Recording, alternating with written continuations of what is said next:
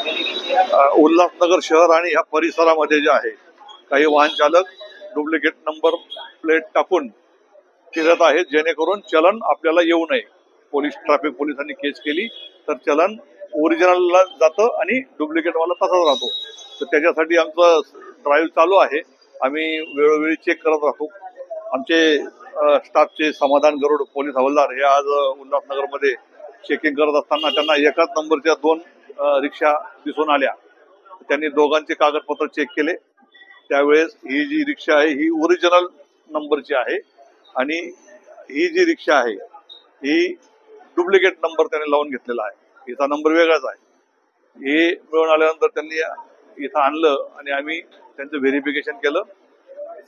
ज्याने duplicate number plate लावलेला आहे त्याच्यावर पोलीस स्टेशनला आम्ही गुन्हा दाखल करायची प्रक्रिया चालू केलेली आहे. हे जी ओरिजिनल आहे रिक्षा त्याचे चालक जे आहेत त्यांना पोलीस स्टेशनला फिर्याद देण्यासाठी आम्ही घेऊन गेलो. त्या उल्हासनगर पोलीस स्टेशनला गुन्हा दाखल करायचं काम चालू आहे.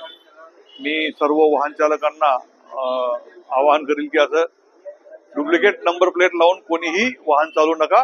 त्याच्यावर कायदेशीर दखलपात्र गुन्हा दाखल होणार आणि फसवणुकीचा गुन्हा आहे. 7 वर्षाची त्याला शिक्षा आहे.